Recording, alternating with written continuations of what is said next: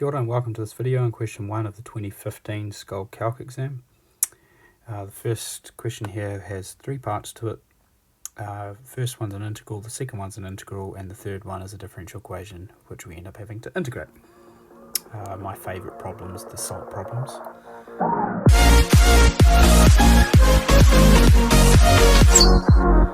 Okay, so question 8.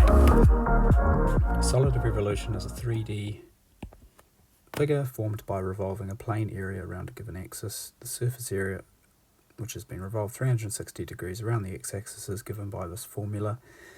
So you're not expected in an exam to understand where the formulas come from or how it's been derived, just straight into applying it. So we need to integrate between a and b. A and b are the upper and lower limits, which were given as 1 and 3. Integral between 1 and 3, 2 pi multiplied by the function f of x, which we're also given,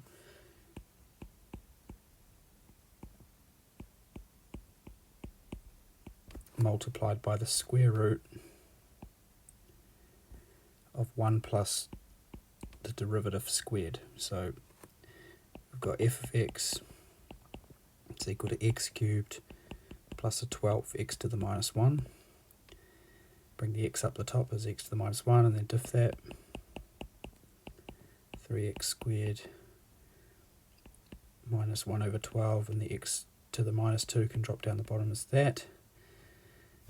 Now this looks a little bit weird.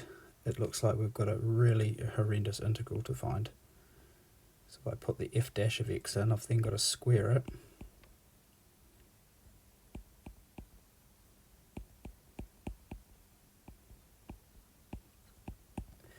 And it looks like, something, maybe a substitution might help us, but it looks like something's awry. But if you expand this stuff underneath the square root, magic happens.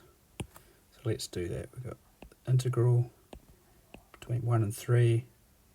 Check a 2 pi, we'll pull that out the front of the integral, it's just a constant.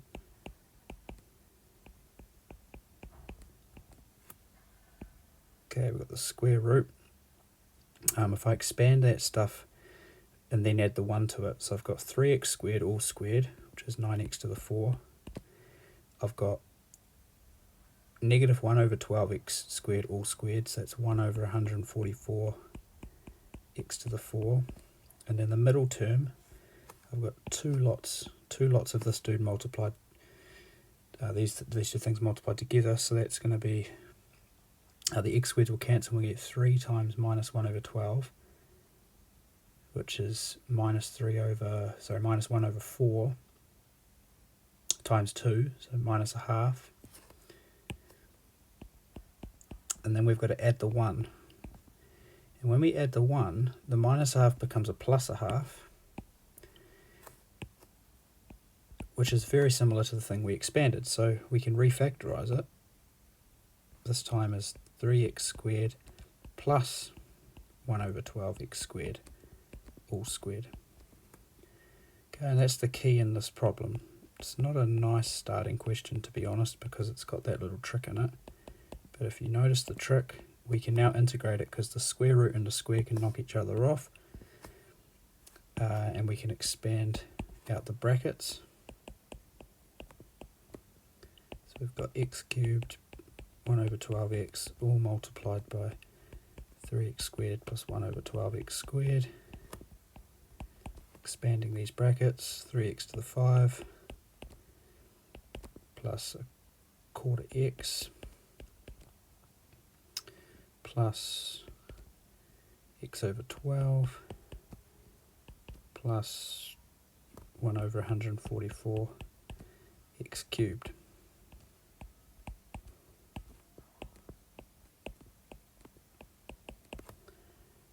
Okay, the quarter and the 1 over 12, we can put those together before we integrate as a third. Put those together, that's a third of x. Okay, and then if we integrate, we got 3x to the 6 over 6, a third x squared over 2, plus 1 over 144, x to the 3 so x to the minus 3 goes to x to the minus 2 over minus 2, and we're evaluating that between 3 and 1. Okay, and we can tidy up a few things there. 3 over 6 is a half. 1 over 3 divided by 2 as well is a sixth. And then minus 1 over 288 for the last one.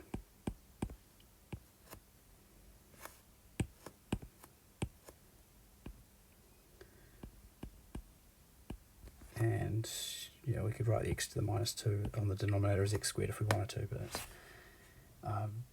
that's what we've got. And then if you sub in the 3, then minus and sub in the 1, you should come to an answer of 2295.5.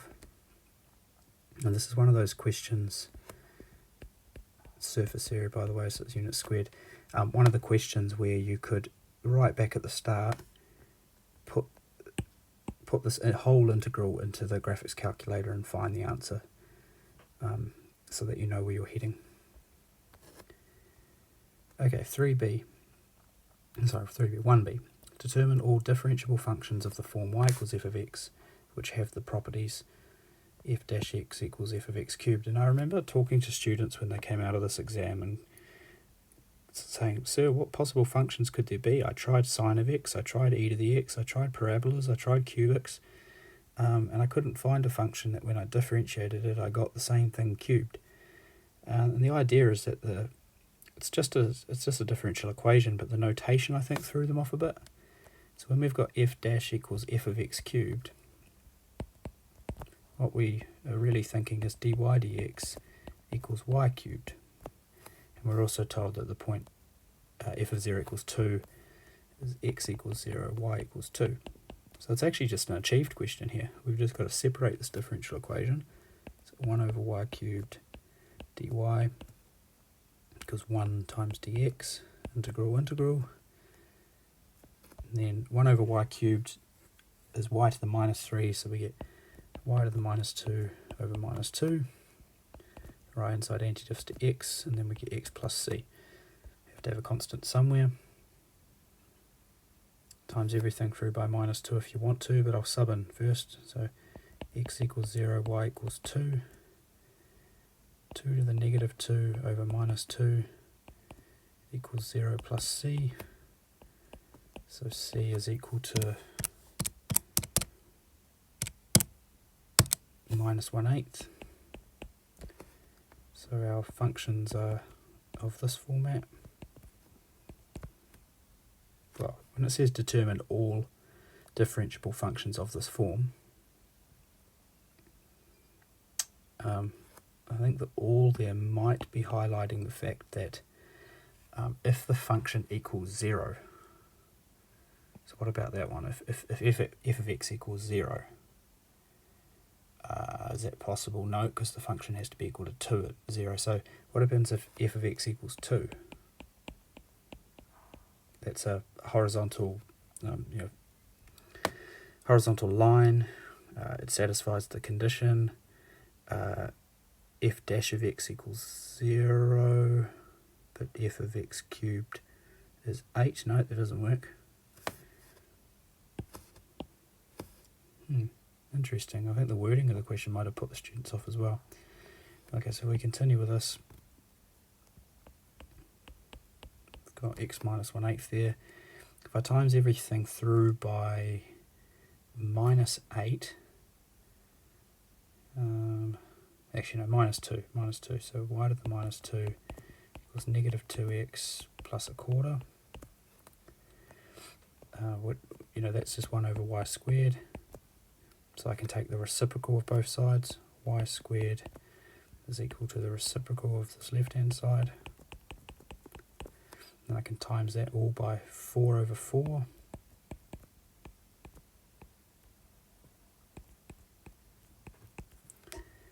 And then square root.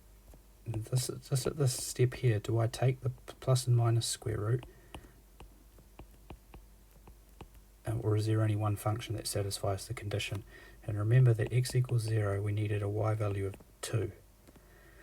And if I make x equals 0 in this particular problem, I only get a y value of 2 if I take the positive root.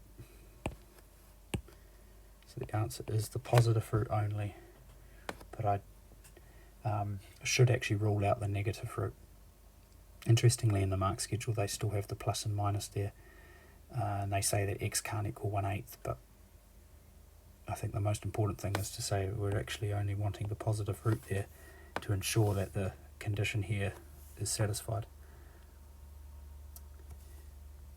Okay, question C. A tank containing 200 litres of brine. Initially the concentration is 0.5 kilograms of salt per litre.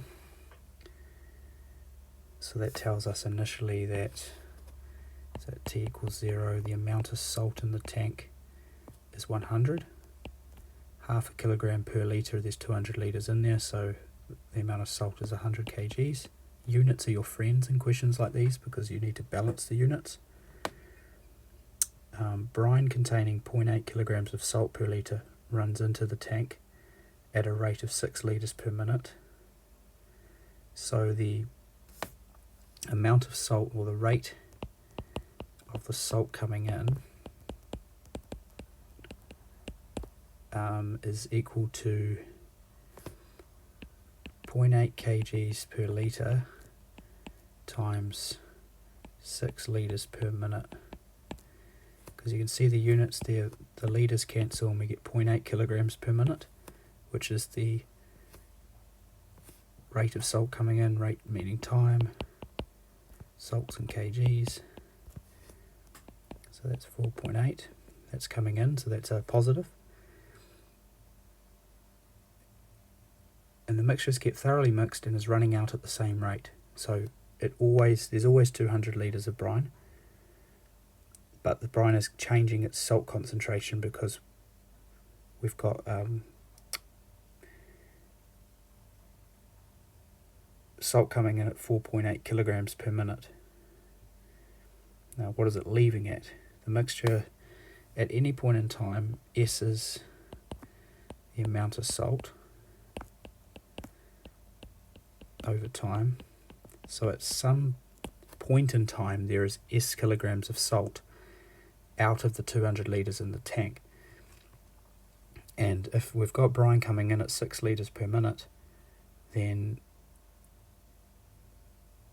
to keep the same volume in the tank at all times, the brine is also exiting at 6 litres per minute, but the amount exiting, the rate that the salt is leaving, is S out of 100, because that's S kilograms per 100 litres, 200 litres, times by 6 litres per minute. Okay, because at any point in time we don't know how much salt is in the tank, but whatever it is, it's out of the 200 litres total, that's the concentration. Again, the litre stuff balances, so we get a kilograms per minute thing here. So that's 6S over 200, and that's a minus because the salt's leaving.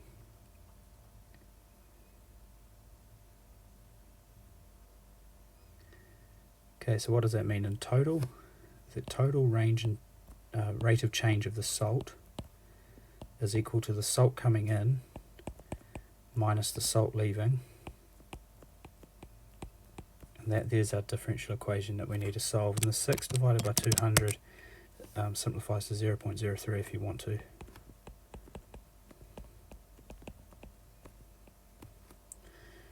Okay, so that's the differential equation we need to solve. The first thing to note is differential equations, unless they've got hints, they have to be separable or just ones that you can straight away anti-diff. Now this equation here is actually separable. We can take the whole right hand side of it as a function of s and drop it down underneath the ds.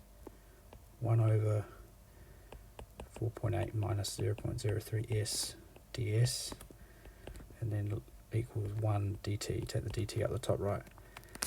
The antiderivative of 1 over a linear function is log. but we have to remember to divide by minus 0.03 there, the derivative of that linear function. And then the right hand side t plus c. Remember that at t equals 0, the amount of salt S was equal to 100. So if we sub that information in, 4.8 minus 0.03 times 100 is 1.8. Log of that divided by the negative 0.03. The C is equal to negative 19.5928. Not 29, 4 decimal places. And then the question said, how long will it take for the amount of salt to be 130? So it started off at 100. It's getting saltier as the brine coming in makes it saltier. So what is T when S is 130? So substitute 130 in, log 4.8 minus 0.03 times 130, negative 0.03, T minus 19.5929. So work out that thing on the left hand side.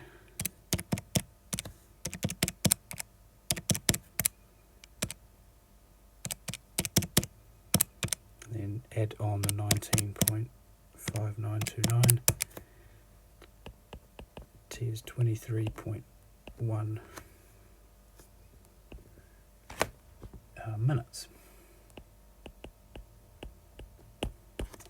Alrighty, that question was tricky because the forming of the differential equation required key understanding of the rate coming in and the rate going out. The rate coming in being constant and the rate going out being a function of the amount of salt in at any point in time. Once you got through that, it was a pretty standard differential equation to solve.